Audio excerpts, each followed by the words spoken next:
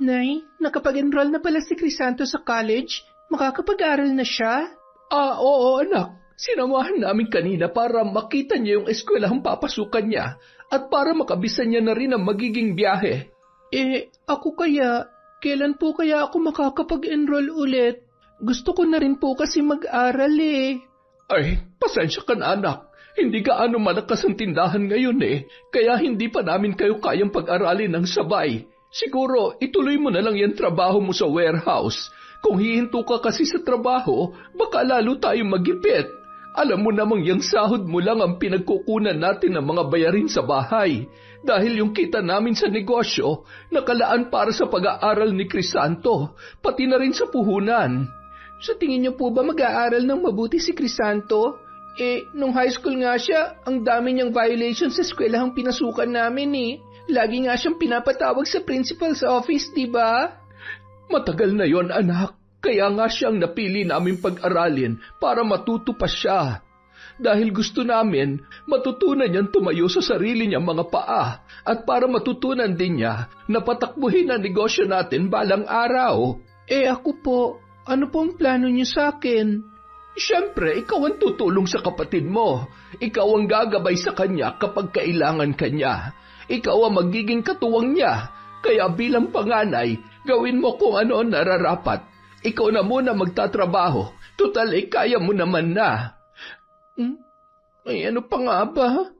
Taon 2009, Lingayen, Pangasinan.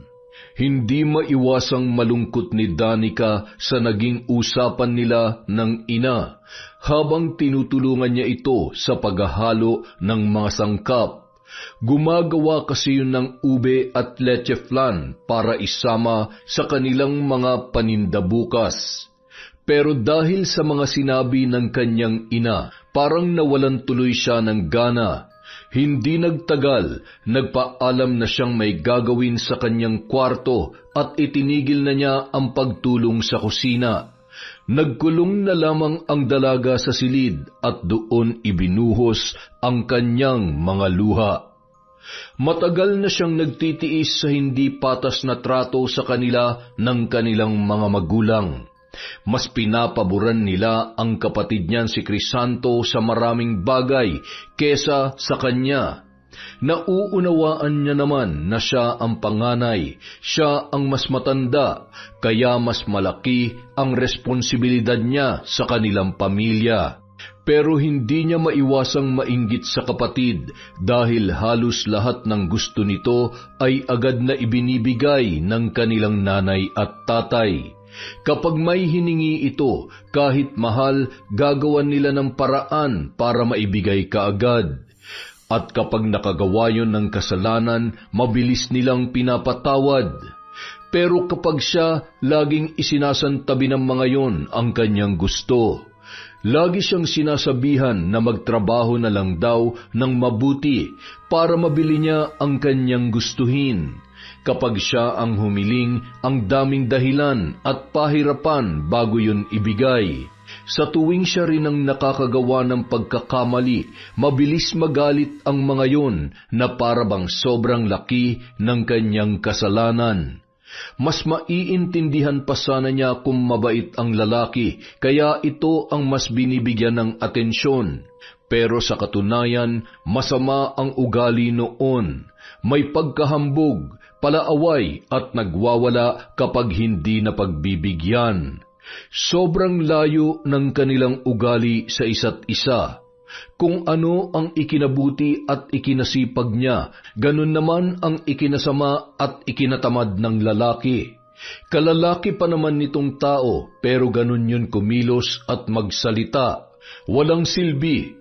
Nakaasa lang sa magulang, mahilig magyabang kahit hindi naman pinaghirapan ang mga bagay na kanyang pag-aari, at hindi rin maganda ang opinyon dito ng ibang tao. Sa kabila ng lahat, yun pa rin ang mas pinapaboran ng kanilang mga magulang. Kaya naman hindi niya maiwasang magtanim ng hinanakit sa kanyang dibdib. Pero sa huli, pinipilit na lang niyang intindihin at tanggapin ang sitwasyon. Siya na lang ang laging nagpapaubaya para hindi na lumaki pa ang gulo sa kanilang bahay. Kinabukasan, mag-isang nakaupo si Danica sa parke. Hinihintay niya ang kaibigang si Jomari dahil doon daw sila magkikita. May lalakarin kasi yung papeles at nais noong magpasama sa kanya. Habang naghihintay, may nahagip ang kanyang paningin sa di kalayuan. Umagaw sa kanyang pansin ang isang matandang babaeng nakatayo sa may poste.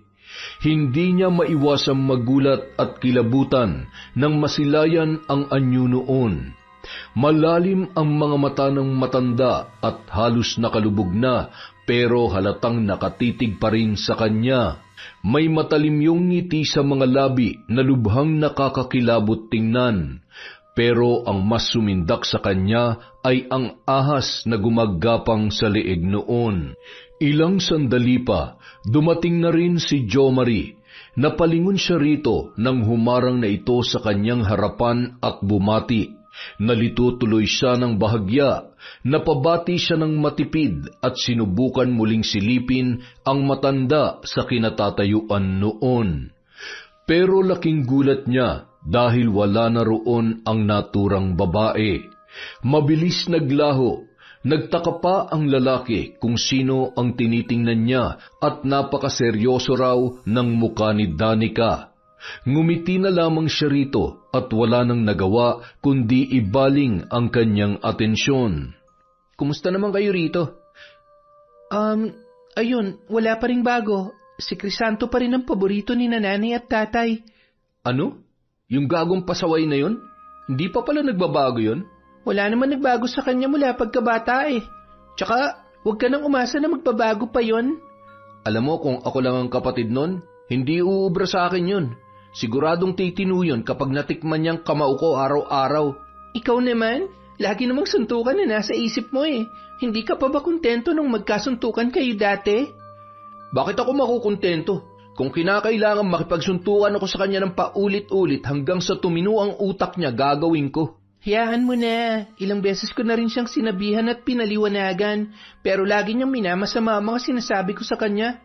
Ngayon, parang nawawalan na rin ako ng ganang gabayan pa siya gaya ng laging binibilin sa akin ni natatay. Hinahayaan ko na lang siya magkamali sa sarili niya mga gawi sa buhay para pagdating ng karma, doon niya malalaman ang lahat-lahat. Ba't mo pa hihintayin ng karma niya kung pwede namang ikaw ang magbigay nun? Ikaw talaga? Puro na lang away ang nasa isip mo. Hindi ako pala away gaya mo, no? Oo, galit ako sa kapatid ko pero hindi ko kaya manakit gaya ng ginagawa mo sa mga pinsan mo. E di, lalo lang ako napasama na tatay. Alam mo nang siyang paborito nun eh. Tapos sasaktan ko pa siya. Kung sa bagay, tama ka. Nako, halika na nga. Alis na tayo at baka abutan pa tayo ng mahabang pila dun sa lakad ko. Siya nga pala, Jomari. May gusto sana akong sabihin sa'yo. Ano yun? Kanina kasi, may nakita ko dyan sa bandang likod mo. Ha? Ano? Saan? Doon sa may poste, may nakita akong matandang babae. Malalim yung mga mata niya, nakakatakot yung ngiti. Tapos parang meron siyang ahas sa balikat niya. Seryoso? Yun talaga nakita mo? Oo, bakit? Saka, bakit ganyan ang reaksyon mo? Kilala mo ba yung matandang yon? Hindi lang kilala. Kinatatakutan namin siyang lahat. Grabe naman yon. Ano bang meron sa kanya? Multo ba yon? Siguro hindi mo pa alam ang tungkol dito dahil hindi ka naman mahilig sa mga kwentong nakakatakot. Pero kahit nung pambata ako, usap-usapan na yung matandang may malalim na mata na nagpapakita sa mga piling tao. Ang tawag sa kanya rito, Esperanza. Walang nakakaalam kung saan siya nakatira, kung taga rito ba siya o kung dayo. Basta, ang alam ng marami noon, nagpapakita siya sa mga taong may tinatagong hinanakit sa dibdib o may matinding galit na pinagdadaanan. Madalas, tinutukso raw niya ang mga biktima para mag-isip sila ng masama sa kanilang kaaway at mapilitang kunin ang kanyang serbisyo na barangin ang mga yun. Ano? Totoo ba yun? Yan ang kwento sa akin ng nanay ko, pero nakapagtataka lang. Sobrang tagal na ng kwentong yun eh. Bata pa ako nung huli kong marinig ang pangalan niya. Ang alam ko, matagal na siyang hindi nagpapakita. Akala nga namin, natahimik na sa kung saang dimensyon eh. Kaya nakakagulat na nakita mo pala siya. Ibig sabihin ba niyan, May tinatago kang matinding galit sa puso mo? Ano pa nga ba? Napag-usapan na nga natin kanina tungkol dyan, diba? Nako, Danica, mag-iingat ka dahil sa oras na magpakita si Esperanza sa'yo, hindi ka niya titigilan hanggat hindi niya nakukuha ang gusto niya. Palalalimin niyang galit sa puso mo hanggang sa ikaw mismong humiling sa kanya na barangin ang kaaway mo para magamit niya ulit ang kanyang kapangyarihan. Ano bang dapat kong gawin para mawala siya sa buhay ko? Kung matatanggal mong hinanakit ngayon sa dibdib mo, mawawalan din siya ng kapit sa'yo. Ganon? Alam mo naman ang sitwasyon ko, diba? Imposibleng mawala ang galit dito sa puso ko, lalo na't araw-araw ko nabubwisit sa krisanto na yan. Yan na nga bang sinasabi ko Mukhang masyadong matindi ang galit dyan sa puso mo kaya nabuhay siyang muli. Anong gusto mong gawin ko? Magpatawad na lang? Ikaw nga tukso ng tukso sa akin kanina na suntukin at saktan ko rin siya. Tapos ngayon bigla ka magsasabi ng ganyan? Akala ko kasi talaga wala na siya Akala ko matagal nang napaglipasan ng kwento ni Esperanza. Kung alam ko lang nababalik ulit siya, hindi ko na sana sinabi yun. Alam mo, mabuti pa umalis na tayo. Baka umaaligid siya ngayon dito at nakikinig sa atin. Halika na. Hindi nagtagal. Umalis na sina Danica sa lugar na yon. Iniwan na lang din niya sa upuan ang inuming binili para sa kanya ni Jomar matapos niyang maubos yon. Habang naglalakad sila papalayo, muli siyang napasulyap sa paligid. Sinubukan niyang hanapin ang mahiwagang matanda pero hindi niya na yon nahagilap pa. Araw ng linggo, walang pasok ang dalaga sa trabaho kaya hindi na muna siya bumangon ng maaga sa kanyang kama. Itinulog na lang muna niya ang lahat para makapagpahinga rin sa dami ng gawain na tinapos sa trabaho. Nang maisipan niyang bumangon ng tanghali, wala na ang kapatid sa bahay. Hindi niya alam kung saan yun nagpunta, kaya mag-isa na lang siyang kumilos sa kanilang bahay. Nagsaing, nagluto ng ulam at naglinis, gaya ng lagi niyang ginagawa tuwing maiiwan siya ng mag-isa. Ngunit pagsapit ng gabi, hindi niya inaasahan ang pangyayari. Kasamang umuwi ng kanilang magulang si Crisanto, akay-akay nila yon. Lasing na naman ang kanyang kapatid at may bakas pa ng suka sa kanyang damit. Pagkatapos nilang maihigayon sa sofa, sa kanya naman isinisi ng kanyang mga magulang ang nangyari. Ano ba naman yan, Danica? Bakit hindi mo binantayan ang kapatid mo? Niyaya tuloy makipag-inuman dun sa kabilang bayan. Ayan, napaaway pa. Kung hindi pa kami ni Gawiroong kanina, hindi namin malalaman na nandoon siya. Oo nga naman, Danica. Bakit hindi mo siya sinamahan? Nay naman, ano gusto niyong gawin ko? Samahan ko siya habang nagiinom siya? Tama ba yun? Tsaka, pahinga ko ngayong araw sa trabaho. Natural pagod na pagod ako kaya hindi ko na siya nabantayan. Pagising ko kanina wala na siya. Maaga siyang umalis dito Hindi ko naman kontrolado ang mga lakad niya. Ikaw ang nakatatandang kapatid. Responsibilidad mong bantayan at mawalan siya. Hindi sana mangyayari to kung hindi mo pinabayaan. Tay, hindi ako nagkulang sa pagbabantay at pagbabawal sa kanya. Lagi ko yung sinasabihan at alam niyo yan. Pero yung mga ginagawa niyang yan, desisyon niya yan. Saka nakikita niyo rin naman kung paano ko sagot-sagutin yan kapag nagkakausap kami. Tapos kinakampihan niyo pa. Mas matanda ka. Ikaw dapat ang nagpapakita ng magandang halimbawa. Paano ka gagayahin ng kapatid mo kung puro init din ang ulong inaatupag mo? Kaya siguro hindi ka sinusunod dahil pinapangunahan mo ng galit. Ikaw dapat ang umintindi sa kanya, hindi yung kapag galit ka na, pababayaan mo na lamang. Kapatid mo pa rin yan na dapat mong bantayan at alagaan. Tay naman, 24 na yan. Hindi na siya bata para bantayan o samahan pa sa lahat ng lakad niya. May sarili na siyang buhay at desisyon. At sa edad din niyang yan, hindi na dapat siya tinuturuan pa. Dapat alam niya ng tama at mali. Pero ano nangyari? Kinukonsinti niyo pa rin at pinag-aaral niyo pa talaga. Tingnan lang natin kung makakatagal yan ng isang semester. Baka nga hindi na umabot ng 1 taon yan sa eskwelang papasukan niya at magbarkada na naman gaya ng dati. Hindi ka namin pinalaki para maging ganyan, ha? Kahit ano pang gawin niya, dapat mo pa rin siyang disiplinahin. Kami ng nanay mo, busy kami. Nakatutok kami dun sa tindahan. kaya hindi namin siya maasikaso araw-araw. Ikaw ang kapatid niya, kayo ang magkasama. Sa'yo dapat nagmumula ang disiplina. Tay, naririnig niyo po bang sinasabi niyo? Ako pa talagang pagdidisiplinahin niyo dyan? Kayo magulang, kayo dapat ang gumagawa niyan. Sorry pero hindi ko na talaga kaya itong ginagawa niyo. Lagi niyo na lang akong pinagtutulungan. Ako na lang lagi lumalabas na masama rito sa bahay. Hoy, Danica! Saan ka pupunta? Hoy! Hindi na natiis ni Danica ang sinasabi ng kanyang mga magulang. Napilitan na siyang lumabas ng bahay at doon inilabas niya na rin ang kanyang luha. Sobrang lakas ng kanyang pag-iyak. Mabuti na lamang at wala ng tao sa paligid kaya wala nang nakakita o nakarinig sa kanya. Nang medyo makalayo na at nakahanap ng upuan, doon siya pumwesto at nagpatuloy sa pagtangis. Ngunit ilang sandali pa, bigla siyang nakaramdam ng malamig na kamay na humawak sa kanyang balikat. Bahagya siyang nagulat. Paglingon niya rito, nasilayan niyang muli ang matanda na may malalim na mga mata at malalim na ngiti. Si Esperanza. Nanigas ang katawan ni Danica sa takot pero agad siyang sinenyasan ng matanda na huwag maramdaman yun. Saka yun naglakad at umupo sa kanyang tabi. Huwag kang matakot, iha. Naiintindihan kong nararamdaman mo. Alam kong pinagdadaanan mo, kaya sige lang, umiyak ka lang dyan. Ilabas mo lang ang iyong hinanakit at sama ng loob. Sino po kayo? Ako ang kaibigan ng lahat ng mga taong may matinding pinagdaraanan. Alam kong hindi pa tayo magkakilala, pero huwag kang mahihiyang magsabi sa akin kung ano ang dahilan ng iyong pagtatangis. Tutulungan kita sa abot ng aking makakaya. Hindi niyo ako matutulungan. Masyadong mabigat ang problema ko. Mas matutulungan kita kapag mas mabigat ang iyong problema. Kaya magsabi ka lamang sa akin, iha.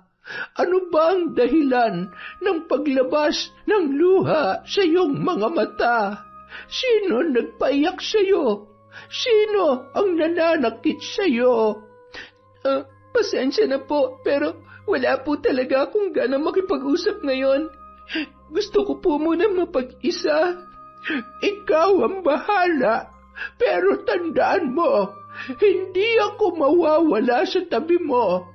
Kapag kailangan mo na ako, tawagin mo lamang ang pangalan ko at ako ay agad na darating. Hindi niya na sinagot pa ang sinabing yon ng matanda. Itinuloy na lang niya ang pag-iyak at saglit na pumikit. Pagdilat ng kanyang mga mata, nagulat siya dahil wala na ang matanda sa kanyang tabi. Nang lingunin niya ang paligid, wala rin siyang nakita na pwede noong daanan para mawala yun ng ganoon kabilis. Muli na namang ginapangan ng kilabot ang kanyang katawan, kaya kahit ayaw pa sana niyang umuwi, napilitan na siyang tumayo roon at naglakad papunta sa kanilang bahay. Hindi niya alam kung bakit bigla na lang siyang kinilabutan nung mga sandaling yun. Dahil doon, pansamantala niyang nakalimutan ang galit sa kanyang dibdib. Isang araw, maagang lumabas si Danica mula sa trabaho dahil half-day lang daw sila dulot ng holiday. Pero sa halip na umuwi, dumiretso siya sa kanilang tindahan sa bayan ng Lingayen at tumulong sa kanyang mga magulang sa pagtitinda. Pagdating doon, ang tatay bayani lang niya ang kanyang inabutan. Ayon sa kanyang ama, may biniling mga sangkap at gamit ang kanyang ina sa kabilang bayan. Kaya naman, habang nagbabantay sila at wala pang masyadong tao, hindi niya na napigilang itanong ang bumabagabag sa kanyang isipan. Tay, kilala niyo po ba yung Esperanza? Esperanza? Nabanggit lang sa akin ni Jo Marie. may kilala po ba kayong Esperanza dito? Yung matandang nagpapakita raw sa mga piling tao?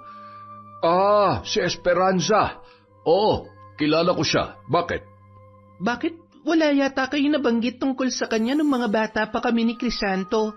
Ngayon ko lang kasi narinig ang pangalan niya eh. At ngayon ko lang din nalaman ang tungkol sa kwento niya nung mabanggit sa akin ni Jomari. Paano? Matagal na siyang hindi nagpapakita at nanggugulo rito.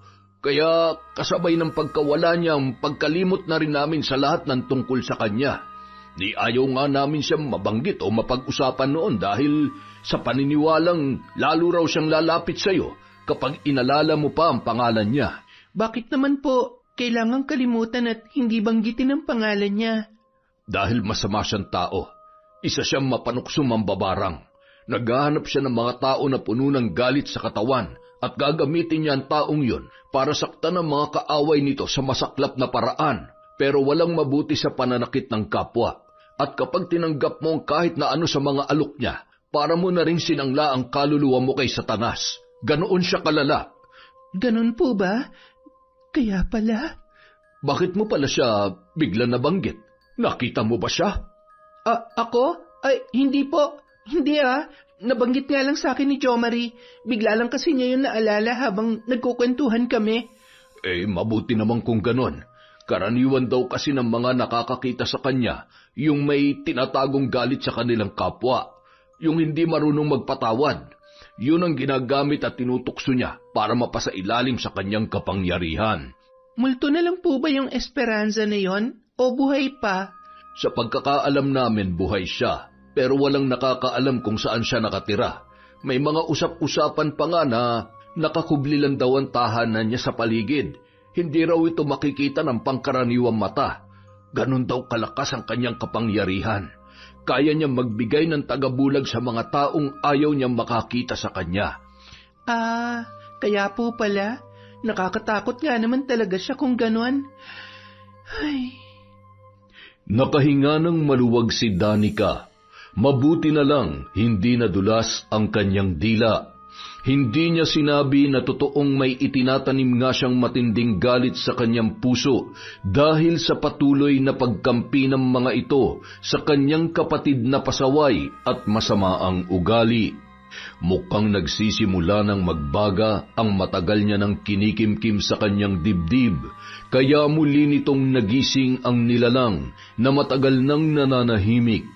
At ang mas nakakatakot pa, hindi rin pala ito isang kaluluwa o elemento, gaya ng kumpirmasyon ng kanyang ama. Isa rin itong buhay na tao, kagaya nila, kaya lalo siyang kinilabutan, lalo na nang maalala ang gabi na nakausap niya yon. Isang gabi, naghahanda ng matulog si Danica dahil maaga pa ang pasok niya kinabukasan.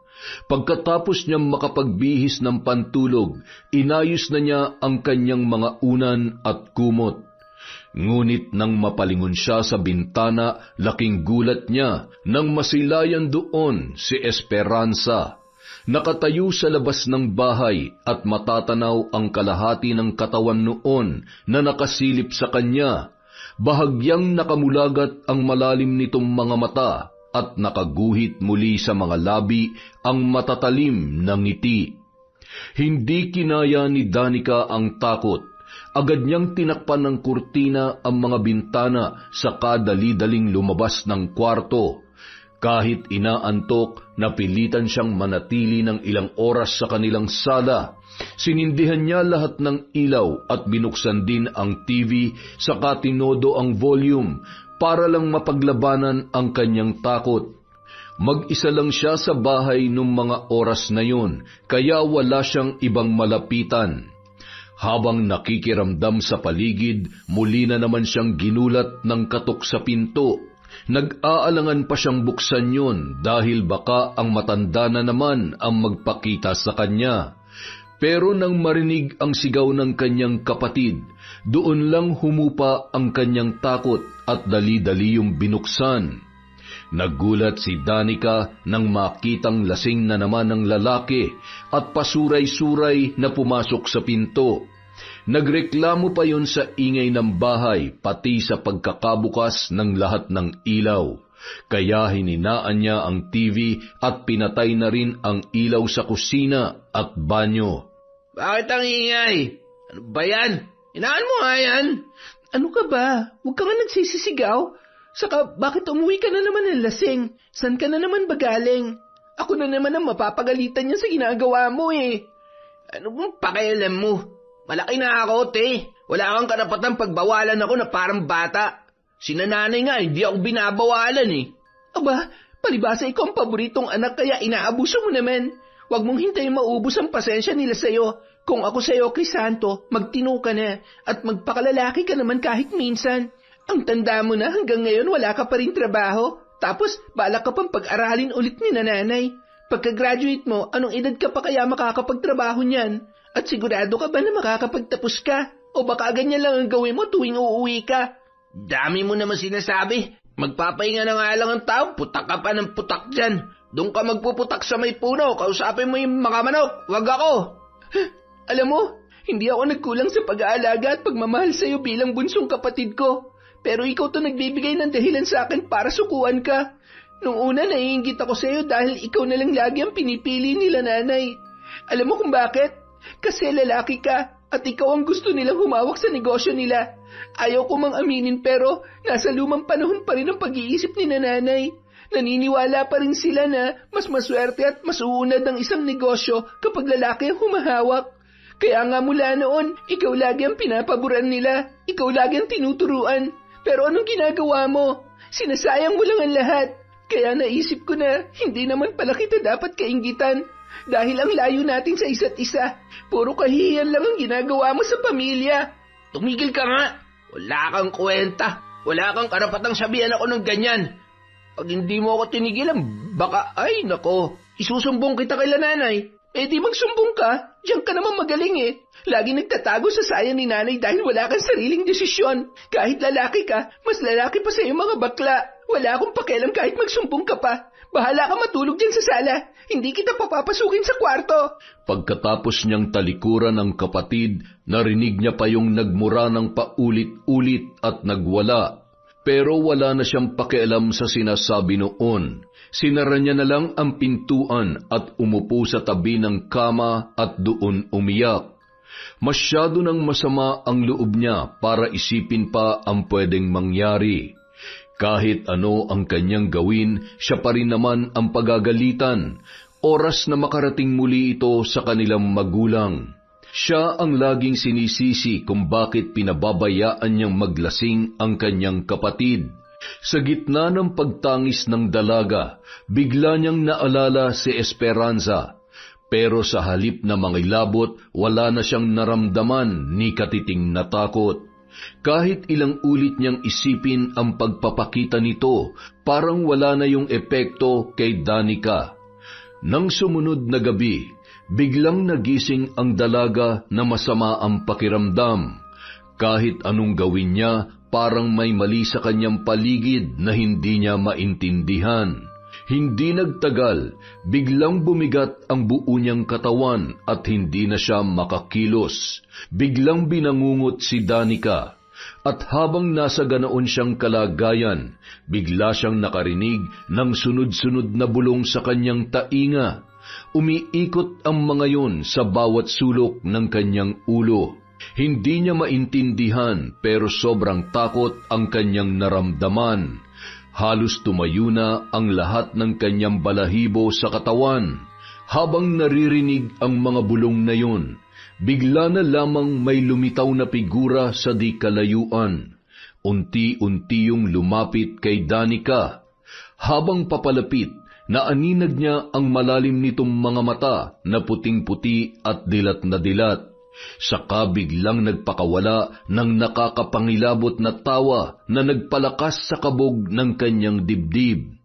Sa paglapit nito sa kanya, tuluyan niyang nasilayan ang nakakapangilabot na anyo ni Esperanza. Hinaplos nito ang kanyang muka. Naramdaman niya ang malamig na kamay na parang haplos ng isang bangkay.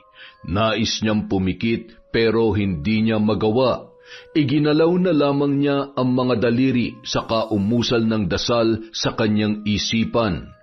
Makalipas ang ilang sandali, unti-unti nang gumalaw ang kanyang katawan at nawala na rin ang nilalang na nasa kanyang harapan.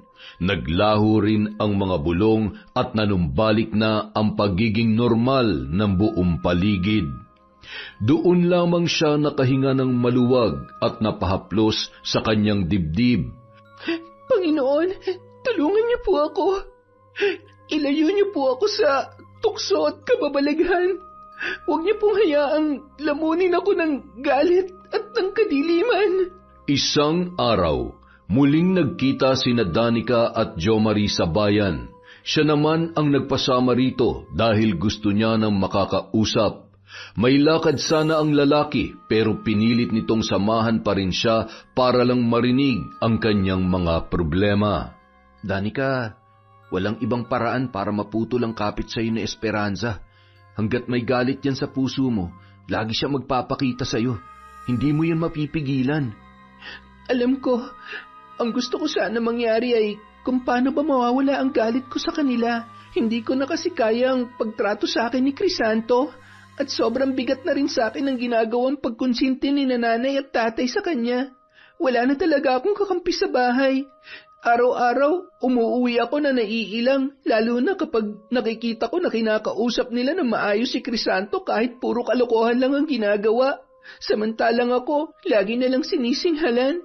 Ang gusto ko lang naman ay maging patas ang turing nila sa amin. Tingin ko, ang paraan lang para mawala ang galit na yan ay subukan mong bumukod ng tirahan. Kapag wala ka na dyan sa bahay nyo, baka mas lumuwag ng isip mo. At kapag hindi ka na laging nakikita ng mga magulang mo, baka doon nila maisip ang halaga mo sa kanila. Kaya mo bang mawalay sa kanila? Kung kaya lang ng bulsa ko, matagal ko nang ginawa yan. Pero saktong-sakto lang talaga yung sweldo ko sa mga bayarin sa bahay eh. Kapag umalis ako, kailangan ko pa magbayad ng renta ng apartment buwan-buwan. Hindi ko na kayang pagsabayin lahat yon. Kung meron lang sana ako mga kamag-anak na matutuluyan eh. Kaya lang wala. Halos lahat kasi sila, mga ka-close ni nanay. At kapag sinubukan kong lumipat sa kanila, sigurado magtatakam mga yon at magsusumbong pa kay nanay. Ay, kung maluwag lang talaga yung bahay namin, doon na muna kita patitirahin eh. Ang problema, 10 kami nakatira doon. Siksikan kapag natutulog. Ayoko namang maranasan mo yung ganong hirap. Tapos, wala rin akong mga kakilala na pwede mong tuluyan. Pasusungit din kasi yung mga kamag-anak namin eh. Kaya nga sa tingin ko, hindi ko talaga matatakasan yung Esperanza na sinasabi nyo. Hanggat alam niya may galit ako, patuloy niya akong lalapitan. Huwag ka mag-alala, Danica. Magtatanong-tanong ako sa mga kakilala ko sa ibang probinsya. Baka sakaling makahanap tayo ng albularyo o antingero na pwede makatulong sa'yo. Yung pwedeng magbigay ng proteksyon sa'yo laban sa mga mambabarang. Hindi ko lang alam kung magiging epektibo yun, pero walang masama kung susubukan. Salamat, Jomari. Salamat talaga at palagi kang nandyan. Nang sumunod na araw, naabutan ni Danica si Crisanto na nagwawala sa kanilang bahay habang inaawat ng kanilang mga magulang. Agad niyang inilapag ang bag sa isang tabi at tumulong din sa pag-awat sa kanyang kapatid. Hoy! Ano ka ba, Crisanto? Ano ba nangyayari't nagwawala ka na naman?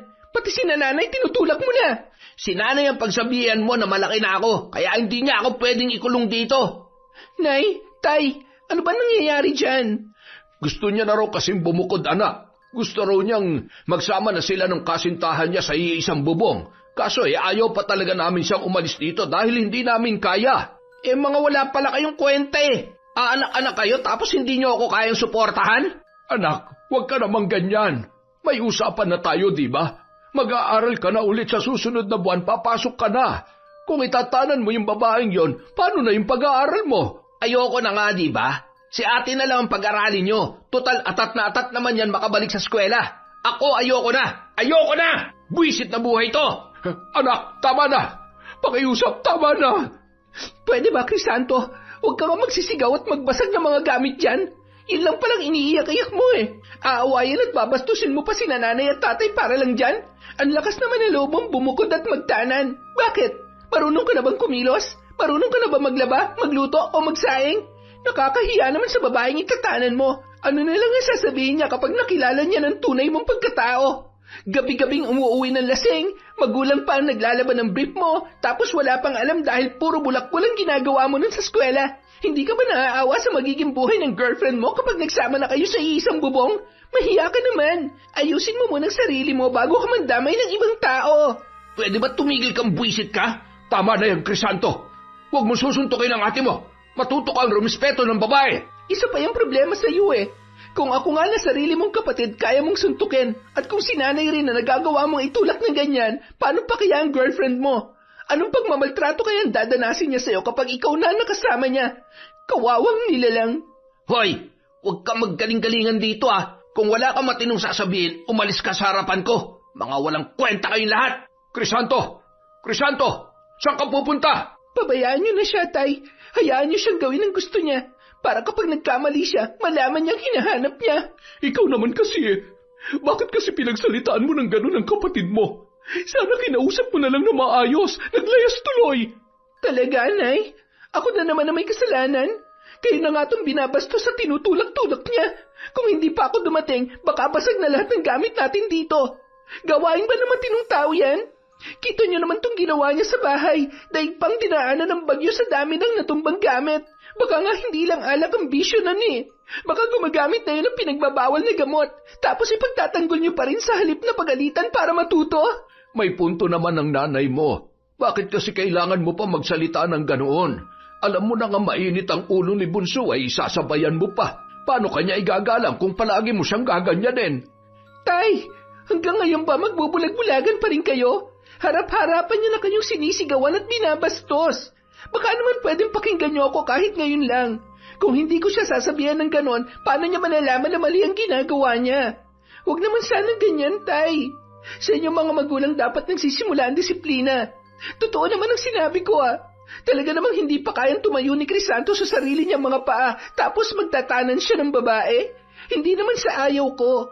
Inaalala ko lang din yung babae pag nagkataon. Ayokong kamuhian niya rin ang kapatid ko kapag nalaman niya ang tunay na ugali ni Crisanto. Kahit na, sa susunod, kahit anong dabog o sigaw ng kapatid mo, manahimik ka na lang. Kunin mo loob niya para makinig siya sa'yo. Huwag mo sabayan ang init ng ulo niya para hindi kayo nag-aaway. Kung hindi niyo babaguhin yan, huwag na kayong umasa na matututo pa siya. Sana lang hindi niyo pagsisihan ang ginagawa niyong pag-spoil sa kanya. Ayoko na lang po magsalita. Bahala kayo. Gawin niyo kung anong gusto niyo. Sa labis na sama ng loob, nagkulong na lang sa kwarto si Danica at muling umiyak ng tahimik. Hindi niya na kinakaya ang mga nangyayari sa kanilang bahay. Hindi niya na alam kung saan siya lulugar. At habang tumatangis, bigla niyang naramdaman ang malakas na ihip ng hangin mula sa bintana. Parang may ibinubulong yon sa kanyang tainga. Paglingon niya sa bintana, napamulat siya sa gulat na masilayan muli si Esperanza sa loob ng kanilang bakuran. Nakangisi yun, malaki ang pagkakabuka ng mga mata at matalim ang pagkakatitig sa kanya. Muling napapikit ang dalaga at tinapik ng mga palad ang kanyang muka. Isang gabi, naabutan ni Danica si Crisanto. Nagluluto yon ng pritong itlog. Sumaglit siya sa kanyang kwarto para magbihis ng pambahay. Sa kanyang paglabas, nilapitan niya ang kanyang kapatid. Kahit labag sa kalooban, sinubukan pa rin niyang sundin ang payo ng mga magulang na kunin ang loob nito sa mahinahong pananalita. Sa pagbabaka sakali na lumambot pa ang puso nito sa kanya. Crisanto, galit ka pa ba sa akin? Anong problema mo? Gusto lang sana kitang makausap tungkol dun sa nangyari nung nakaraan. Gusto ko sana humingi ng sorry sa'yo kasi may mga nasabi akong masasakit na salita. Pasensya ka na ha. Pagod lang ang ate mo nung oras na yon. Pero payag naman akong bumukod ka. Kung sa ganung paraan mo gustong matuto, sino ba naman ako para pigilan ka, diba? Basta kaya lang nila nanay. Tsaka gusto ko lang tanungin kung kaya mo na ba talaga? O baka nape-pressure ka lang sa kanya? Ang gusto ko lang din naman, pag-isipan mo na mabuti ang mga desisyon mo sa buhay para hindi ka magsisi sa huli. Yun lang naman ang sakin. Hindi ko kailangan ng payo mo. Malaki na ako. Kaya ko magdesisyon sa sarili ko. Naiintindihan ko, pero sana naman, wag mo nang sisigawan ulit ng ganun si nanay at tatay. Tumatanda na sila, Crisanto. Hindi habang panahon kasama natin sila. Kaya sana, habang nandito pa sila, mahalin mo rin sila para hindi masayang yung pagmamahal nila sa'yo. Ayoko na yung ginagawa nila sa akin. Gusto ko nang bumukod at mamuhay mag-isa. Lalo lang akong walang nalalaman dahil kinukulong nila ako dito lagi. Yun naman pala eh. Kung yan ang gusto mo, kausapin mo sila na maayos. Sabihin mo sa kanila na gusto mo nang bumukod para masubukan ang kakayahan at kapalaran mo. Papayag naman ang mga yon. Basta sincere ka at hindi mo sila pagdadabugan. Tutulungan ka pa rin naman nila. Pati na rin ako, kahit nasa malayo ka. Kaya sana, mapatawad mo na ako. Patawarin mo na si ate please. Magbati na tayo at tutulungan kitang kausapin si nanay tungkol dyan. Nang sa ganon, makabukod ka na rin sa lalong madaling panahon. Ano, gusto mo ba? Ayoko magpaawa gaya ng ginagawa mo. Hindi ko rin kailangan ng tulong mo. Wala sa inyo makakaintindi kung anong gusto kong gawin sa buhay ko. Kikilos ako mag-isa. Ayoko nang binabawalan at sinasabihan ko anong dapat kong gawin. Pero, Crisanto... Iwan mo na nga ako. Lalo lang ako nababadrip pag nakikita kita eh. Alis na! Napayuko na lamang si Danica para itago ang pagpatak ng kanyang mga luha. Hindi na siya nakapagsalita. Tumalikod na lamang ang babae at nagbalik sa kanyang kwarto. Pagpasok doon, biglang sumidhi na naman ang galit sa kanyang dibdib. Parang gusto niyang balikan ang kanyang kapatid at sigawan para makaganti man lang sa ugaling ipinakita nito. Pero pilit niyang pinigilan ang kanyang sarili. Ayaw na niyang madatnan pa sila ng mga magulang na nag-aaway. Lalo lang siyang masasaktan kapag nakitang kinampihan na naman ng mga ito ang lalaki kesa sa kanya. Isang araw, pasado 4:00 ng hapon, break time ni Danica sa trabaho. Naisipan niya mag-CR bago lumabas para magmerienda. Pagpasok pa lang niya sa loob ng cubicle, biglang umuga ang pintuan. Napalingon siya sa paligid. Nagulat na masilayan si Esperanza na nakasilip sa taas habang kinakalabog ang pinto. Matalim na naman ang pagkakatitig sa kanya ng matandang babae. Hindi na kinaya ni Danica ang naramdamang takot. Napaupo siya sa inidoro kahit hindi pa nakakapagbaba ng pantalon. Saka umiyak ng tahimik habang tinatakpan ng mga palad ang kanyang muka. Muli siyang umusal ng dasal sa kanyang isip habang naririnig sa kanyang tainga ang nakakapangilabot na bulong ng matanda. Kung wala pang taong dumating roon para mag-CR din, hindi na niya alam kung gaano siya katagal mananatiling magmumukmuk doon. Habang tumatagal, ramdam niyang palakas ng palakas ang kapit ni Esperansang mambabarang sa kanya. Dahil sa mga nangyayari sa kanilang buhay, lalo ring tumitindi ang galit at hinanakit sa kanyang dibdib. Mas dumalas na rin ang pagpapakita ng matandang babae kay Danica. Kung dati sumusulpot lang yon sa labas ng bahay at sa kanyang panaginip, ngayon nagpapakita na rin yon maging sa pampublikong lugar pati na rin sa kanyang trabaho. Nawawala na siya sa focus at hindi na rin makatrabaho ng maayos. Isang gabi, sa kanyang pag-uwi, naabutan niyang nagkakagulo sa harap ng kanilang bahay. May mga lalaking pilit pinagtutulungan si Crisanto habang ang nanay Sonia niya at tatay Bayani naman ay panayang awat. Agad siyang tumakbo para pigilan ang mga yon, pero bago pa siya tuluyang makalapit, isang eksena ang muntik nang nagpahinto sa pagtibok ng kanyang puso. Naglabas ng patalim ang isa sa mga kaaway ng kanyang kapatid. Sasaksakin na dapat ito, pero biglang humarang ang kanyang ina, kaya doon tumama ang patalim. Nagulat ang lahat, Pati siya ay nanlambot ang mga tuhod nang makita kung paano bumagsak ang nanay Sonia niya matapos yung masaksak.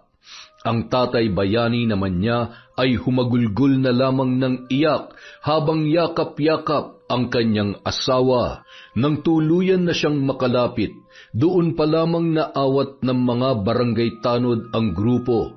Si Sonia agad ang kanyang nilapitan at hindi rin napigilan ang mapaluha.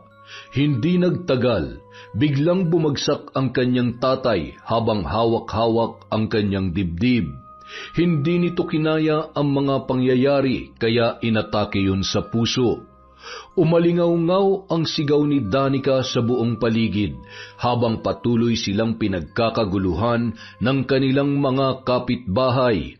Si Crisanto naman nasa isang tabi lamang, nakatingin pero hindi makalapit sa kanyang mga magulang. Parang nakukonsensya yon pero ayaw ring magpakita ng malasakit o pagmamahal sa kanyang pamilya. Makalipas ang ilang oras, pinuntahan ni Jomari si Danica sa ospital kung saan isinugod ang tatay nito. Wala pa ring malay si Bayani at kasalukuyang nakakonfine habang nasa tabi sila at nagbabantay. Danica, ano nangyari? Inatake si tatay, tapos si nanay. Wala na siya. Nasa morgue na si nanay. Ano? Bakit? Ano ba nangyari? May inutangan palang grupo si Crisanto na pinambili niya raw ng cellphone at tablet nung nakaraang taon. Akala ko naman, nabili lang niya yon kasi sabi niya inipon daw niya yung mga binibigay sa kanya ni natatay. Galing pala sa utang lahat yon. Kanina pinantahan siya ng grupo, sinisingil na siya. Nang laban kaya naglabas ng padalim yung isa, kaso si nanay yung nasaksak. Ano? Diyos ko naman, bakit nagawa ni Crisanto yon? Bakit niya kailangan mangutang? Ano pa bang aasahan mo sa lalaking yon? Ang hindi ko na matanggap, hanggang sa huling hininga ni nanay, si Crisanto pa rin ang iniisip niya. Umabot sa puntong iniharang niya ang sarili niya para saluhin yung saksak. Hindi ko matanggap kung bakit kailangan pang gawin ni nanay yon. Teka, nasa na ngayon yung kapatid mo? Hindi ko alam, at wala akong pakialam. Niayaw ko siya makita. Baka kung ano lang ang magawa ko sa kanya, dahil sa kanya, wala na si nanay. Tapos critical pa ang lagay ni tatay. Kasalanan niyang lahat ng to. Hayaan mo, hindi naman magtatagal yun. Siguradong magpapakita rin yun sa atin. Pero hanggang sa maiburol si Sonia sa kanilang bahay, walang Crisantong nagpakita sa kanila. 5 araw lang dapat ibuburol ang kanilang ina, pero humiling si Bayani na nung sandaling yon ay magaling na maghintay pa ng 2 araw para sa pagdating ng kanyang anak. Baka raw kasi nagpapalamig lang yon ng ulo dahil sa mga nangyari. Pero hanggang sa maihatid sa huling hantungan si Sonia, hindi pa rin nagpakita ang kanilang anak. Hindi man lang nun dinalaw ang kanilang ina na nagligtas sa kanya. Kaya naman, naging sukdulan ang galit ni Danica. Hindi niya na napigilan ang pagbugso ng kanyang damdamin sa kanyang kapatid. Napakasama mo, Crisanto. Isinusumpa kita. Dahil sa'yo wala na si nanay, tapos hindi ka man lang nagpapakita. Hayop ka. Wala kang konsensya. Wala kang kwenta. Hindi napigilang umiyak ng dalaga sa harap ng puntod ng kanyang ina. Ilang araw na rin ang lumipas mula ng mailibing yon. Tuwing lalabas siya sa trabaho, doon siya unang dumidiretso. Wala siyang ibang ginawa kundi umiyak at magalit. Hindi niya maintindihan kung bakit kailangan niyong saluhin ng kanilang ina. Napahamak yon dahil sa pagliligtas sa paborito niyang anak na wala nang idinulot sa kanilang buhay kundi perwisyo. Pagkauwi sa bahay, lahat ng gamit ng kapatid ay itinapon ni Danica sa basurahan. Wala siyang itinira, pati mga damit noon. Sa sobrang galit, binuhusan niya pa ng langis ang mga yon saka sinilaban ng apoy para masunog at wala nang matira pang bakas. Habang namumugto ang mga mata ni Danica sa kakaiyak, bigla na naman siyang nakarinig ng bulong mula sa labas. Kahit bulong lang yon, para sa kanya sobrang lakas, narinig ng kanyang tainga. Napilitan siyang lumabas ng bahay. Mula sa di kalayuan, nasilayan niyang muli si Esperanza. Ngunit imbis na matakot, natagpuan niya ang sarili na lumalakad papalapit doon. Habang naglalakad, diretso niya lamang tinititigan ang matanda.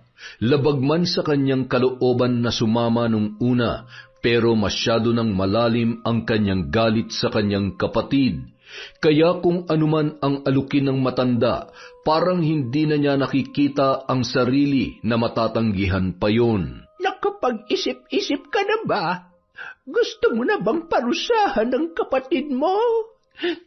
Sabihin niyo nga sa akin, paano niyo ako matutulungan? Tungkulin kong magbigay ng parusang barang sa lahat ng mga taong kagaya ng iyong kapatid. Sa kanila ko ginagamit ang aking kapangyarihan. Masama man sa paningin ng iba, pero ang hindi nila naiisip ay mas masama pa rin ang mga gumagawa ng krimen sa paligid. Hindi nila alam kung gaano nakarami ang aking natulungan at nabigyan ng hustisya dahil sa parusang ipinataw ko sa mga tunay na gumagawa ng kasamaan sa mundong ito. Paano niyo paparusahan ng kapatid ko? Hindi na nga siya nagpakita sa amin mula nung masaksak si nanay. Hindi ko na alam kung saan siya nagpunta. Baka nakakalimutan mo na mambabarang ako, iha. Nasa akin lahat ng kapangyarihan para mabigyan siya ng parusa kahit saan pa siya magtago. Nasa iyo na lang kung papayag ka o magmamatigas pa rin. Hayaan mo na lang bang patuloy na magtago ang iyong kapatid nang hindi man lang hinaharap ang lahat ng kanyang kasalanan? Pwes, kayo nang bahala sa kanya. Isinusuko ko na siya sa inyo. Kung pwede lang, mula ngayon tigilan niyo na ako. Hindi pa pwede, iha. Nais mo na kitang isama sa aking tahanan para makita mo rin ang proseso kung paano ako magbigay ng parusa. Tahanan? Pagkahinto nila sa paglalakad, nagulat na lamang si Danica sa kanyang nakita. Isang luma at maliit na bahay ang kanyang natunghayan sa gitna ng kakahuyan. Gawa yun sa kahoy, may maliit na bakuran sa gilid at may malaking puno sa bandang kaliwa na may kakaibang disenyo. Ngayon lang siya nakakita ng ganoong uri ng puno. Hindi maipaliwanag ni Danica ang itsura noon, basta kakaiba at napakalaki. Ha? May bahay pala rito? Akala ko bakanting lote lang to na matagal nang hindi natatayuan ng kahit anong gusali. Puro mga damo lang to noon na. Gaya nga ng mga narinig mong kwento tungkol sa akin. Walang nakakaalam kung saan ako nakatira dahil ikinukubli ko ito sa paningin ng lahat. Ang hinahayaan ko lang makapasok at makakita rito ay ang mga taong aking tinutulungan, kagaya mo. Bukod sa mambabarang, ano pa po ba talaga kayo? Buhay ka pa ba? Multo ka na lang ba na nakikita ko? Hindi ako multo, iha. Buhay na buhay ako. Kita mo itong manikang ito. Ito ang ginagamit ko para magpakita sa iyo. Ipinapakita nito sa iyong isip ang aking diwa upang maghatid ng mensahe at tulungan kang mapabilis ang iyong desisyon. Mga sinaunang mambabarang lang ang may ganitong kakayahan. Ano tong mga nasa loob ng bahay mo? Yan ang aking mga kagamitan sa pambabarang. Narito ang bote na lalagyan ng mga hayop at insektong ginagamit kong kasangkapan. At narito naman ang mga lumang libro, kandila, manika, karayom at ang mga kahoy na aking ginagamit sa ritual at proseso. Sa sumunod na mga tagpo, biglang nagulat si Danica sa nilalang na kanyang nakita sa likuran. Isa yung lalaking kuba na kulubot ang muka at may malaking peklat. Kung hindi pa yun nagsalita at bumati sa kanila, mapagkakamalan niyang halimaw yun na alaga ng matanda. Sino siya? Siya ang aking pamangkin mula sa Capiz. Isinama ko siya rito para may kasama ako. Siya ang lumalabas para kumuha ng lahat ng aking mga kakailanganin. Pero sa tuwing tatapak siya sa bahay na ito, nawawala na rin siya sa paningin ng mga tao. Nakakatakot naman tong bahay niyo. Sobrang dami ng kababalaghang nangyayari. Pero wala kang dapat ikatakot.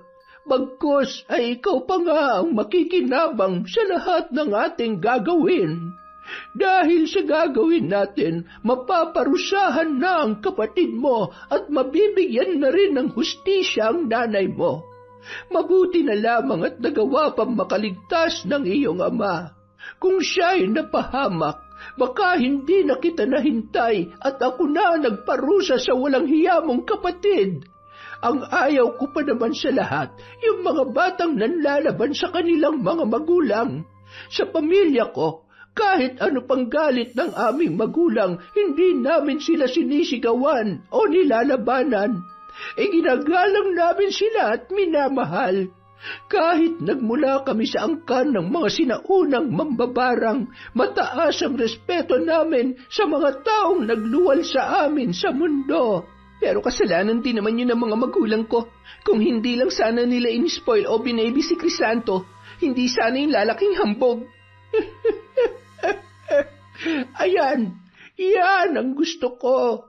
Pairalin mo lang ang iyong galit. May karapatan kang magalit sa mga taong katulad niya. Hindi dapat hinahayaang mabuhay ng masaya ang mga ganong tao habang ikaw ay nagdurusa. Kaya kung nasan man ngayon ang kapatid mo, ipinapangako ko sa iyo, siya mismo ang babalik para humingi ng tawad. Dahil hindi niya kakayanin ang sakit at sumpa na ipapataw ko sa kanya. Yun ay kung mapapatawad ko pa siya. Sa haba ng panahon kong nagtiis at nagpaubaya, wala na siyang puwang sa puso ko.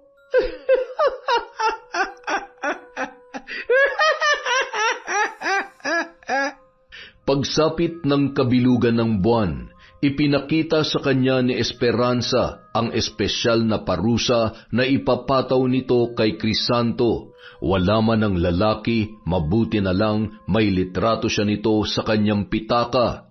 Isang family picture nila yon, 7 taon na ang nakalilipas. Pinunit ng matanda ang litrato at ang piraso lang ni Crisanto ang kanyang kinuha. Gamit ang pulang tinta at balahibo ng manok, sinulat niya sa likod ng litrato ang buong pangalan ng lalaki, pati na rin ang araw ng kapanganakan noon. Sa kanya yon pinatakan ng kandila sa harap at hinulog sa isang bote na naglalaman ng buhay na butiki. Pagkatapos yung dasalan ni Esperanza ng Latin, tinusok niya ng karayom ang sariling daliri at pinatakan ang loob ng bote. Pagkatapos ay binuhusan niyo ng tubig mula sa palayok. Maya-maya pa, naglabas yun ng itim na pulbura mula sa kanyang bulsa. Nang ibudbud yun ng matanda sa loob ng bote, nakita ni Danica kung paano nalusaw ng ganoon kabilis ang katawan ng butiki habang lumulutang naman sa gitna ang litrato ng kanyang kapatid. Isinara ng matanda ang bote, pagkatapos ay lumabas sila at ibinaon yun malapit sa kakaibang puno sa gilid ng bahay. Makalipas ang ilang saglit, bumunot ang matanda ng isang piraso ng mahabang dahon mula sa puno at ibinigay sa kanya. Ano pong gagawin ko rito? Itago mo. Itatago ko? Kapag gusto mong pagalingin ang kapatid mo, sunugin mo lang ang dahong yan at gagaling na siya. Bakit ko naman siya gustong gumaling? Kaya nga ako nandito para ipasumpa siya, di ba? Wala na akong balak bawiin ang sumpa ko. Hindi lang yan ang silbi ng mahiwagang kapiraso ng dahong yan. Malalaman mo rin yon balang araw. Kaya mabuti pang itago mo na lamang muna. Ay nako, sige na nga. Umirap si Danica at tinupi ang dahon saka inilagay sa kanyang bulsa. Ano nang susunod na gagawin? Tapos na ang ating ritual. Hindi magtatagal, kakapit na sa katawan niya ang espesyal na sangkap na binuo ko para sa kanya. Pwede na ba akong umalis? Malaya ka nang lumabas sa aking bahay, Iha. Maraming salamat sa iyong tiwala. Naway makamit mo na ang hustisya at kapayapaang hinahanap mo. Hindi na sumagot pa si Danica. Tumango na lamang siya at lumabas ng bahay. Ngunit hanggang sa huling sulyap, nakita niyang nakatingin pa rin ang matanda at dilat na ang mga mata. Samantala, umuwi namang lasing sina Crisanto at ang kasintahan nito. Doon na siya tumutuloy sa isang bahay ng kanyang girlfriend sa Tarlac. Wala na sila sa Pangasinan. Batid niyang nailibing na ang kanyang ina, pero wala pa rin siyang muka na maiharap dahil sa nangyari. Lalong-lalo na sa kanyang kapatid. Hindi rin niya maisip kung gaano na katindi ang galit noon sa kanya. Kaya naman minabuti niyang tumakas na lamang at magtago habang nagpapalamig ng kanyang pangalan. Nauna na sa kwarto ang babae para magpahinga. Siya naman ay naghubad muna at nagpunta sa banyo para sumuka. Hindi na nawawala sa kanya ang pagsuka tuwing malalasing. Ngunit sa pagkakataong yun, nagulat siya sa kanyang nakita. May nahulog na butiki sa inidoro na tila sumabay sa kanyang pagsuka. Napaisip lamang siya nung una. Inakala niya na nasa inidoro talaga yon at baka hindi lang niya napansin. Kaya hinayaan na lamang niya at binuhusan ng tubig ang naturang inidoro. Ngunit ng mga sumunod na araw, nagtuloy-tuloy pa rin ang kanyang pagsuka kahit hindi na siya nakainom. At sa bawat araw na ginagawa niya yon, meron pa ring patay na butiki na sumasama. Doon na siya nagsimulang mabahala. Agad niyang sinabi sa kanyang girlfriend ang nangyayari sa kanya. Ngunit maging ito ay hindi rin alam ang gagawin. Palibhasa pareho silang walang alam sa buhay na umaasa lamang sa kanilang mga magulang. Naglakas loob na magtanan kahit hindi pa handa dahil hindi nila nakayanan ang tawag ng laman. Mula nang lumipat sila doon, walang gabing hindi nila pinaliligaya ang isa't isa. Lahat na yata ng kalayaan ay nasa kanila na. Pero ngayon, may kakaibang nangyayari sa kanya na hindi niya maipaliwanag. Habang tumatagal, palalayon ng palala. Bukod sa pagsusuka, nagkakaroon na rin ng patay na butiki ang kanyang dumi. Kapag umiihi, sobrang init sa pakiramdam na para siyang pinapatakan ng sabaw ng kandila. Ngunit pilit pa ring binabaliwala ni Crisanto ang lahat. Kahit ang dami na niyang nararamdamang kakaiba ay hindi pa rin niya naisipang magpagamot o magtanong-tanong man lamang. Natatakot kasi siya sa pwedeng malaman. Ayaw niyang marinig na may kinalaman dito ang mga nagawa niyang kasalanan. Hanggang isang araw, nagulat na lamang ang babae nang masilayan siya sa kama. Bigla na lang kasing pumayat ang kanyang katawan. Lawlaw na ang kanyang balat, litaw na ang mga buto, at lumalim din ang kanyang mga mata. Hindi na makatayo, dala ng sobrang panghihina dahil inaapoy na siya ng lagnat. Ang tanging nagagawa na lamang ni Crisanto ay umungol at umiyak. Isang gabi, napasigaw na lamang ang kanyang kasintahan, dala ng sobrang sindak. Makalipas ang 5 buwan, masaya na sa kanyang buhay si Danica. Bukod sa napromote siya sa kanyang trabaho, siya na rin ang paboritong anak ng kanyang ama. Mula nang makarecover ito sa sakit, humingi yun ng tawad sa kanya, pati na rin sa hindi patas na turing nila ng asawa sa kanilang dalawa ni Crisanto. Nangako ang kanyang ama na babawi ito at ibibigay sa kanya ang pag-aaruga at pagmamahal na hindi nito naibigay noon dahil masyado silang nakatuon sa bunso niyang kapatid. Sa mga panahon ding yun, sila na ng kaibigan niyang si Jomari. Kung kailan maayos na sana ang lahat, saka naman may dumating na balita na hindi niya akalain na darating pa sa kanya. Dumalaw sa kanila ang isang babae na nagpakilala na girlfriend ni Crisanto. Ibinalita nito na may malubharaw na sakit ang lalaki at hinahanap si Danica. Hindi siya makapaniwala sa narinig. Agad siyang napalingon sa loob ng kanilang bahay. Mabuti na lamang abala ang kanyang ama sa kusina, kaya tila hindi nito narinig ang sinabi ng babae. Sinara niya ang pinto sa kayon nilapitan.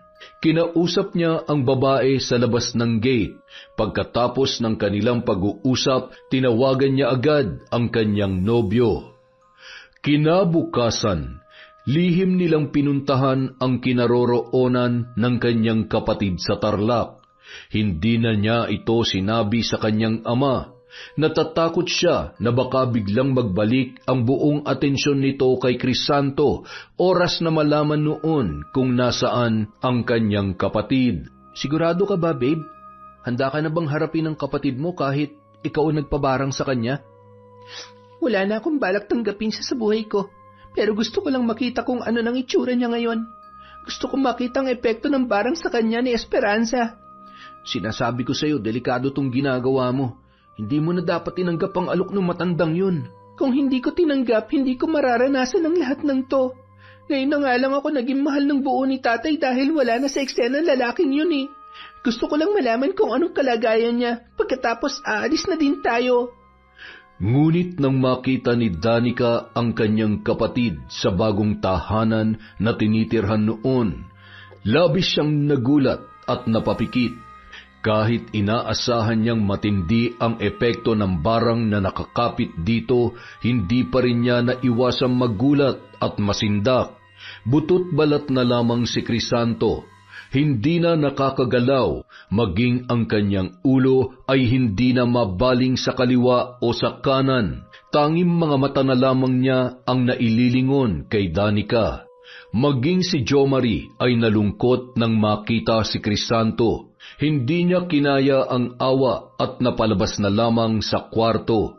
Si Danica na lamang ang naiwan para kausapin ang kanyang kapatid. Ngunit sa kabila ng lahat, hindi niya akalaing makakapagsalita pa ang lalaki. Nagulat siya nang bigla yung bumati sa gasgas at hirap na pagsasalita. Ate, buti at dumating ka. Salamat.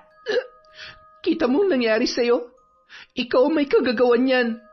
Ate, alam ko, ikaw ang may gawa nito. Alam ko na, pinarurusahan mo ako. Ano bang sinasabi mo? Alam kong, parusa ito na ipinataw mo sa akin. Kung sakaling sa akin nga galing yan, ano naman ang gagawin mo? Ate, gusto kong humingi ng tawad. Patawad, ate. Sorry.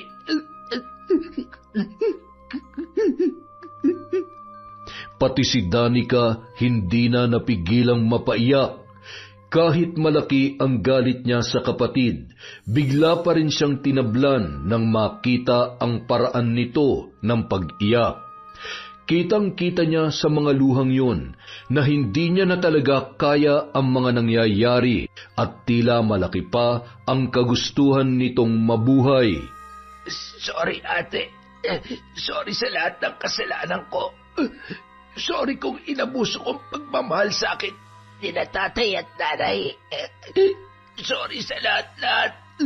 Alam ko mahirap, Pero sana mapatawad mo pa ako. Hindi ka man lang dumalaw sa burol ni nanay. Hanggang sa mailibing siya, wala ka. Siya nagligtas sa buhay mo. Siya ang dahilan kung bakit hanggang ngayon nandito ka pa rin sa mundo. Alam ko, ate, nung mga panahong nakaratay ako dito, lagi ako nagdarasal. Pinagdarasal ko si nanay. Paulit-ulit din akong humingi ng tawad sa kanya, pati sa Diyos. Alam ko mabigat ang kasalanan ko sa inyo, ate, pero parang ayoko pa mamatay. Gusto ko pa mabuhay at magbago, ate. Gusto ko pa maituwid ang pagkakamali ko. Sana matulungan mo ako. Hindi na naman nakapagsalita si Danica. Pati siya ay nahawa na sa malakas na pag-iyak ng kanyang kapatid. Napasandal na lang siya sa isang tabi at humawak sa dibdib. Hindi niya akalain na tatamaan siya ng ganoong emosyon.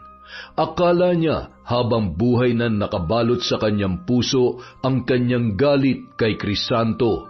Ang ipinagtataka niya ay kung bakit tila biglang lumalambot ang kanyang puso nung mga sandaling yun. Sa huli, matapos ang mahabang pag-iisip, nagdesisyon si Danica na bawiin ang sumpa.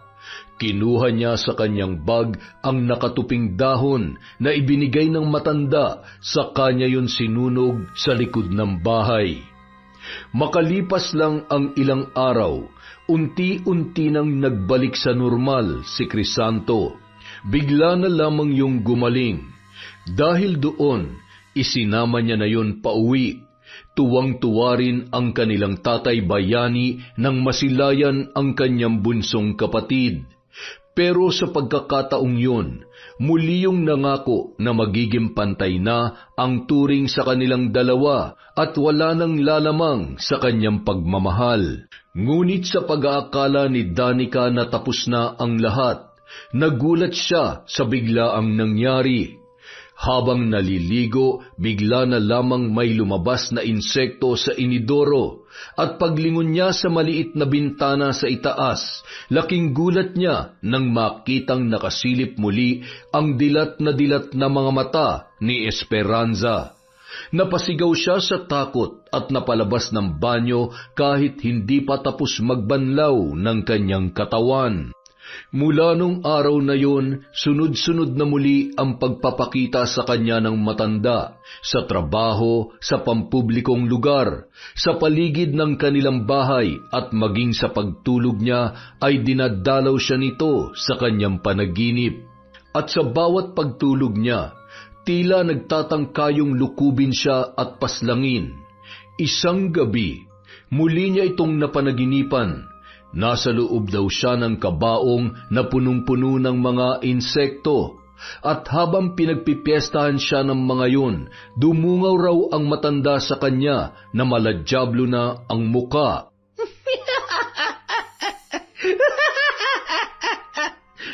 Bakit ka nandito? Anong ginagawa mo? Bakit mo ako binabalikan? Nakuha mo ng gusto mo. Binigay ko na sa iyo ang kaparusahan ng kapatid ko. Siyang tunay. Pero sa kabila ng lahat, napili mong sunugin ang dahon at pagalingin siya. Oras na gawin mo yon. Pumapayag ka na sumailalim sa akin ang iyong kaluluwa hanggang sa huling buga ng iyong hininga. Kaluluwa mo ang kapalit, oras na gamitin mo ang dahon para pagalingin ang tao na pinarusahan mo. Madaya ka! Hindi mo sinabi sa akin ang tungkol dyan.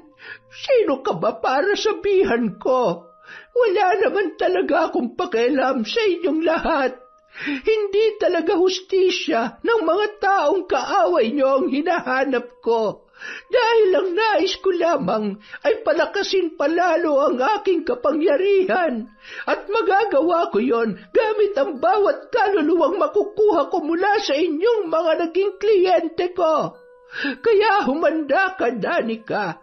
Araw-araw, oras-oras, at gabi-gabi mo akong makikita hanggang sa mabaliw ka at kitlin ng sarili mong buhay.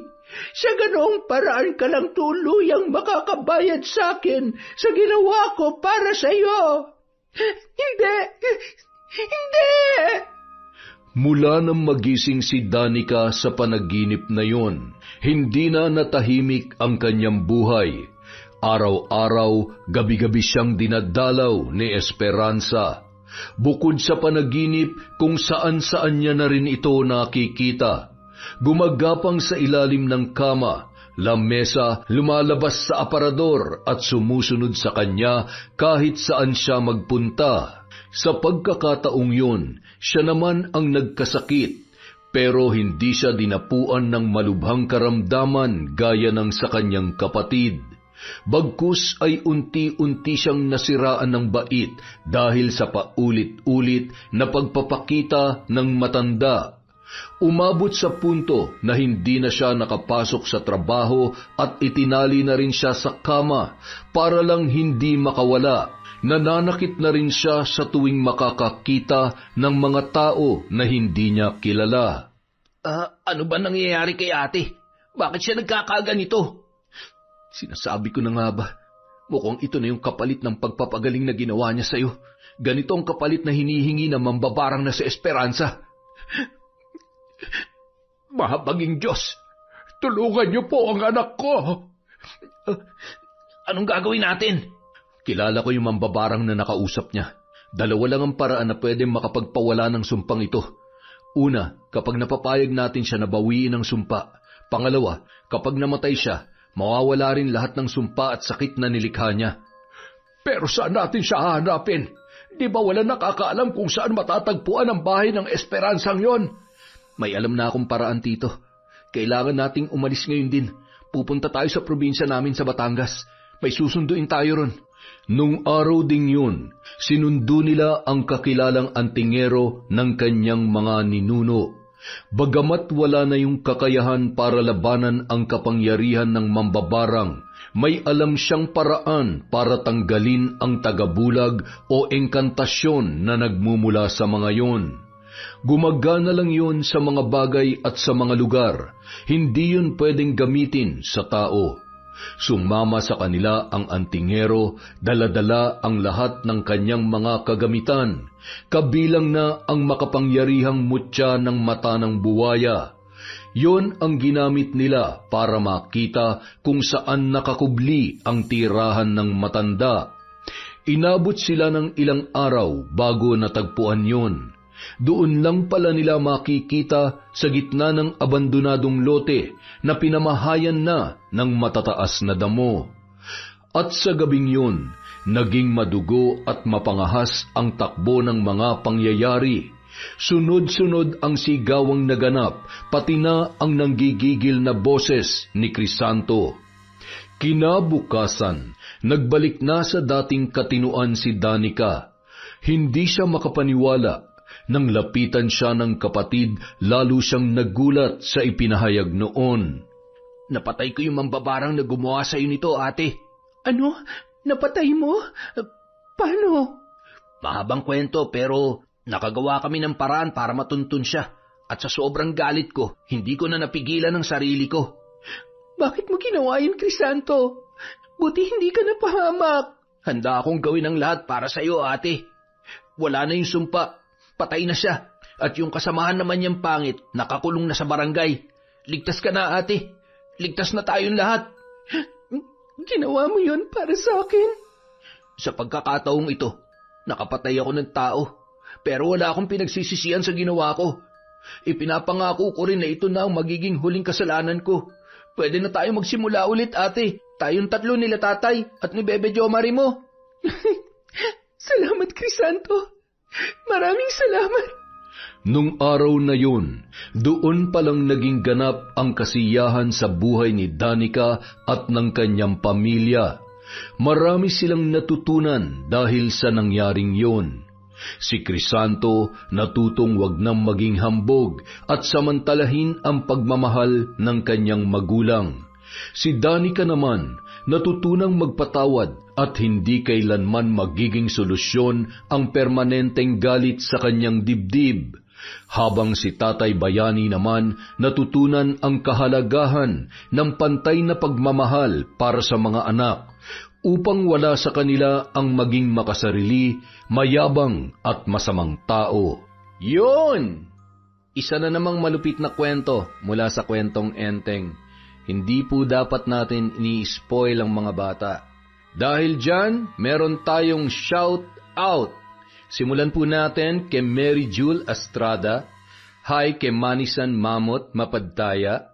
Shout out po kay Mel Santarita, kay Francia Camilla, kay Liza Banyaga, kay Michelle Enghug, John Michael Enghug, Raven Baloro, Neil John Solana, Ob Masangkay Tundo from Nanet Rosal. Hi po kay Shauma TV, kay Nengneng. Hello din po kay Teresita Reyes. Sa Amamang Pang and Santos family from Jackie Demilian. Hi po kay Yolanda Malinis, kay Danilo Astor, kay Jay Camacho, kay Irene Aquino Agno na nasa Brunei from Sariaya, Quezon. Hey, hi din po kay D. Delicious. Hi po kay Gemstone Claro, kay Johnny Rojas, kay Luz Aclaro, kay Josie Aniban, kay Kim Bara. Shout out kay Sally Roldan, kay Yasmin Bautista, kay Sydney Crosswind. Hi kay Jocelyn Nazareno, kay Nida Pangilinan from Pampanga, kay Betty Velasco, Jobel Baldonasa, kay Noemi Garcia Pabunan, kay Joy Aniban. Hi po kay Jenny May Madriaga, kay Zairand Lapuhapo, kay Alma Mihay, kay Chris Ann Seneta. Hello din po kay Mirna Alfaro, kay Miss Hot Vampire. Hi din po kay Hannah Maylin Segundo, kay Evelyn Santos, kay Ness. Shout out po kay Tom Galindez, kay Len TV2, kay Virginia Pontillas, Mayumi Cañete, Angelina Ignacio, kay Miss Dairen, kay May Oliero, kay Eileen. Hello din po kay Beth Mercado, kay Baby Dang Cordero, kay Shara Marie Hipulan, kay Ruby 41 SG, kay Jerlyn Arbado, kay Riza Alberca, kay Jingjing De Castro, Jackie Nabarosa. Hi po kay Dylan Serinas from Azucena, Serinas. Shout out po kay Miss Maura, kay Ernie Jolingo, kay Emma Gaper, kay Sam Escobar, kay Billy Ray, Jenny May at Ray Buendia from Lucy Buendia. Shout out po kay Cherry Mukbanger ASMR, kay Charlene Gumansing, kay Marian Garcia, kay May Peña, kay Sofia Moralio, kay Ami Viray, kay Yana Marie Respicio, kay Regan Machico, Jang Nancy. Hi po kay Jade Creo, kay Liza Agodo, kay Elsa Havina, kay Maria Jeline Canto, Pamela Allen. Shout out po kay Norsen TV, kay Richard Rivera, Hayashi Megan, Estelita Bagares, Angeline Asnilo, at kay Heli Borja. Merry Christmas po sa inyong lahat. Last upload po siguro natin to before mag-Christmas. Kaya, ngayon pa lang, Merry Christmas na sa lahat. Maraming salamat sa walang sawang pagsuporta sa Kwentong Enteng.